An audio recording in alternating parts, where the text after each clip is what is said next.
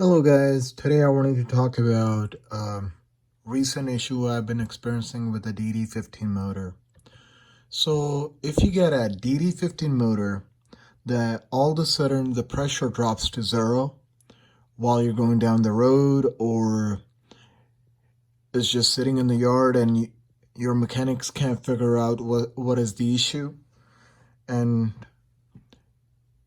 you're stuck with the truck, you can't sell it and you can't fix it, especially due to product shortages all around the state.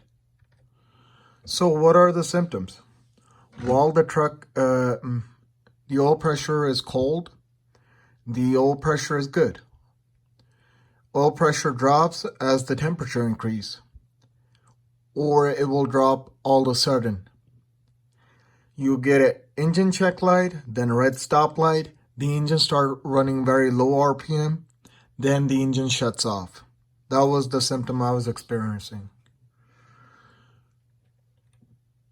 So what does the engine reader says? It says there's a bad camshaft sensor, or there's an oil pressure sensor problem, or a camshaft is out of alignment. Basically, when the mechanics hook up the reader, it was just throwing all sort of cords, and it wasn't really fixing any problem. I replaced the oil pressure sensor, camshaft sensor, and they did the alignment of the camshaft, and the problem still existed. So what I ended up doing was I replaced the 4 O-rings. This is on the where your oil pan is at. Once you unbolt it, you'll see these 2 pipes. They have these rings in it. It's called O-rings. They go on each side. I replaced those. I replaced the plastic piece. And even if you think you recently changed your oil pump and your oil pump is fine, I would go ahead and change it. Again, it's my own personal preference. I tried it just changing the O-rings and the oil intake manifold. It didn't fix the problem. What reason I did two of those things instead of replacing the oil pump while I had everything open, because I couldn't get the oil pump. So I had to go online and find a used one from some wrecked truck and use that oil pump to see if it fixed the problem. And it did fix the problem.